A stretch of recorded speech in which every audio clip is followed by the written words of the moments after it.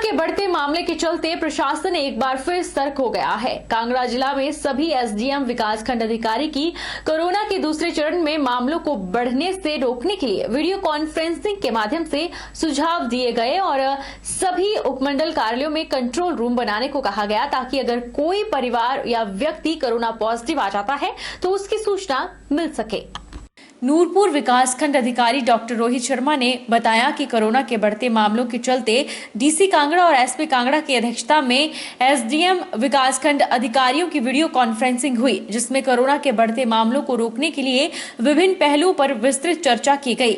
इसमें यह कहा गया कि सभी उपमंडल अधिकारी कार्यालयों में एक कंट्रोल सेंटर बनाया जाए जो सीधा डीडीएम सेंटर से जुड़ा होगा। जो भी व्यक्ति पॉजिटिव आता है उसकी जानकारी उस पर दी जाएगी और उससे आगे हेल्थ विभाग और पुलिस विभाग, पंचायती राज के चुने प्रतिनिधियों को दी जाएगी। पंचायती प्रतिनिधि खास करके प्रधानों से अनुरोध रहेगा कि उन्हें जो भी सेंटर सूचना मिले उस पर तुरंत कार्रवाई करें। जो भी व्यक्ति या परिवार है उसे आइसोलेट करें और साथ में ही हेल्थ और पुलिस विभाग का सहयोग करें। उपमंडलाधिकारी कार्यालयों में एक कंट्रोल सेंटर बनाया जाएगा जो डायरेक्टली डीडीएमए के कंट्रोल सेंटर से जुड़ा होगा। जो भी व्यक्ति पॉजिटिव आता है उसकी इन्फॉर्मेशन उस कंट्रोल सेंटर में दी जाएगी और उससे वो आगे department of health, police department और जो हमारे पंचायती राज के जो चुने हुए प्रतिनिधि हैं उनको दी जाएगी।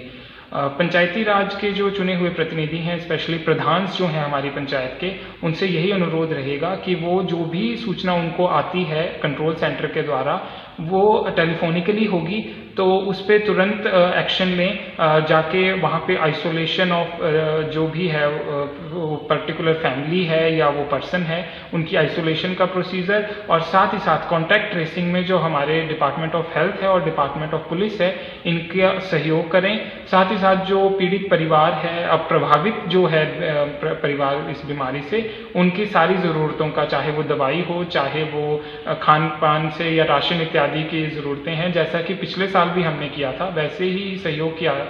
जो अपेक्षा है वो आपसे इस साल भी है, इस बार भी है। ऊर्जा मंत्री सुखराम चौधरी ने पांवटा के किसानों के लिए बहुत बड़ी राहत दी है। दरअसल ऊर्जा मंत्री सुखराम चौधरी ने निर्वाचन क्षेत्र पांवटा साहिब के गिरिपार क्षेत्र के किसानों की आगजनी से हुए नुकसान का मुआवजा देने के लिए आश्वासन दिया है। तो वहीं किसानों की सबसे बड़ी समस्या की गेहूं की फसल अन्य राज्यों में पहुंचानी पड़ रही थी, तो अब इस बार भी पांवटा कृषि मंडी में ही ये फसल खरीदी जाएगी। ऊर्जा मंत्री सुखराम चौधरी ने पांवटा के किसानों के लिए बहुत बड़ी राहत दी है।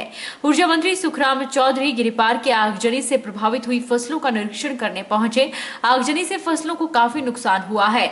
आग के कारणों का पता लगाने के निर्देश मंत्री ने अधिकारियों को दिए और सर्वेक्षण कर उचित मुआवजे का प्रबंध अतिशीघ्र करने के भी निर्देश अधिकारियों को दिए गए हैं।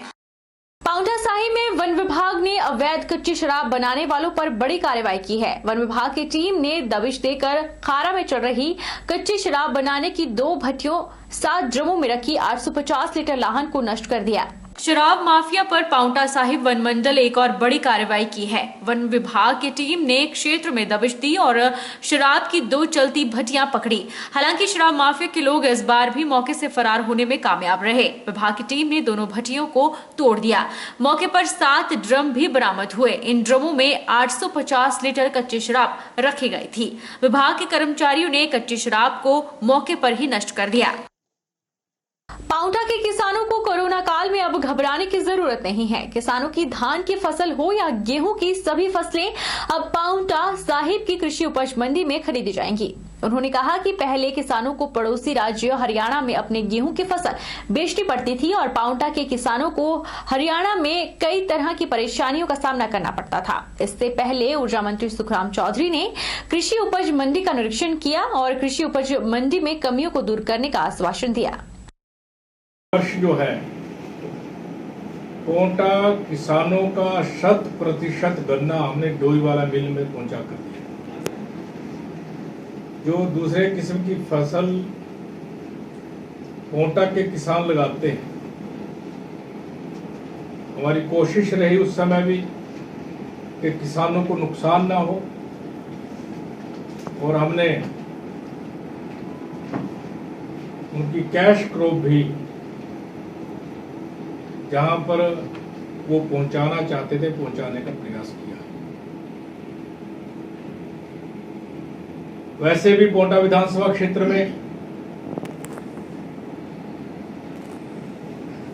कोई भी समय उठाकर देख लो, किसानों के हित में तभी ज्यादा काम हुआ जब प्रदेश में भारतीय जनता पार्टी की सरकार बनी। आप सिंचाई की स्कीमों पर नजर घुमाकर देखिए, जितने सिंचाई के ट्यूबवेल 7 इंची के बोर जब मैं सीपीएस तो उस समय लगे, उसके बाद में 5 साल में उससे 5% काम भी नहीं हुआ। शिमला मटौर 4 लेन हाईवे बनने पर जिन लोगों की जमीनें इस जद में आ रही हैं, वे सरकार द्वारा सही मुआवजा न दिए जाने पर रोष में हैं। इसी के चलते ज्वालामुखी उपमंडल में गुमार गांव में ग्रामीणों ने हिमाचल मानवाधिकार लोक बॉडी की बैठक का आयोजन करवाया, जिसमें ग्रामीणों ने बढ़ चढ़कर हिस्सा लिया। बैठक प्रांत अध्यक्ष राजेश पठानी की अध्यक्षता में संपन्न हुई। हिमाचल मानवाधिकार लोक बॉडी के प्रांत अध्यक्ष राजेश पठानिया ने ग्रामीणों से कहा कि मटौर शिमला 4 लेन बनने जा रहा है, उसमें जितने भी ग्रामीण इस 4 लेन के जद में आ रहे हैं उनके साथ आज पहली बैठक का आयोजन किया गया। उन्होंने बताया कि बैठक में बुजुर्ग ग्रामीण प्रभावित बैठक में आए पर विशेषकर गुम्मर पंचायत प्रधान और उप प्रधान ने भी अपनी उपस्थिति दर्ज करवाई। उन्होंने बताया कि ये हमारे हक की लड़ाई है, इसमें कोई भी किसी भी कीमत पर पीछे नहीं हटेगा। जब तक सरकार ग्रामीणों की जमीनों का उचित मुआवजा नहीं देगी, कोई भी अपनी जमीनों को सरकार को किसी कीमत पर नहीं देगा। प्रशासन की ओर से, सरकार की ओर से कोई भी जानकारी नहीं है और इनके अवार्ड तक हो चुके हैं और इनको कुछ भी नहीं पता कि कब इनकी 3A की नोटिफिकेशन हुई, कब 3B की हुई, कब 3D की हुई, कब इन्होंने ऑब्जेक्शन देनी थी। इन्होंने कोई ऑब्जेक्शन नहीं दी अभी तक और ना ही इनको किसी इसकी विस्तृत जानकारी थी। तो इन्होंने उसके लिए हमें बुलाया था और आज यहाँ पे भारी संख्या में यहाँ पे लोग इकट्ठा हुए थे और हमने यहाँ आकर देखा तो इनका हाल भी हमारी पठानकोट मंडी की तरह ही है। यहाँ भी सरकार ने इनको लूटने में कोई कोर कसर बाकी नहीं छोड़ी है।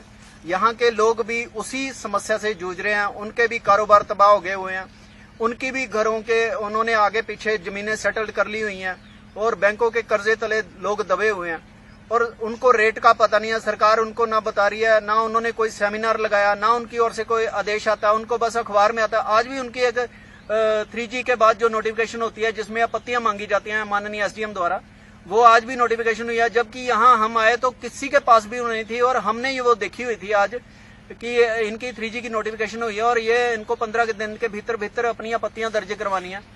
आप यकीन मानिए कि अगर इनको ये पता ना चलता कि आज ये नोटिफिकेशन हुई है तो इनके 15 दिन तो ऐसे ही निकल जाते।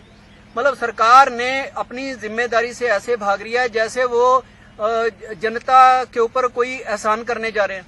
हिमाचल दिवस पर एथलेटिक सेंटर जोगिंद्रनगर में एथलेटिक प्रतियोगिता का आगाज किया गया। 1500 मीटर पुरुष वर्ग की दौड़ में नेशनल एथलीट रोहित ने पहला, राहुल ने दूसरा और अजय ने तीसरा स्थान हासिल किया। महिला वर्ग की दौड़ में नेशनल खिलाड़ी तमन्ना ने पहला, गंगा ने दूसरा जबकि अंजना ने तीसरा स्थान हासिल किया।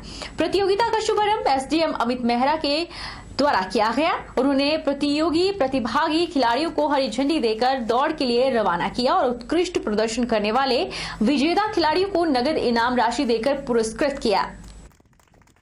संदेश ये भी है कि परिस्थितियां जितनी भी प्रतिकूल हों, फूल हों, आप यदि विश्वास रखते हो तो मुश्किल कुछ भी नहीं। और आज हम यही संदेश इस जगह से सबको देंगे। हिमाचल दिवस की आप सभी को, मेरे स्टाफ को, बच्चों को, कोच साहब, प्रिंसिपल साहब, सभी को, मीडिया से आए हुए लोगों को मेरी तरफ से ढेरों शुभकामनाएं। बहरहाल बुलेटिन में इतना ही। आप देखते रहिए HP 24/7।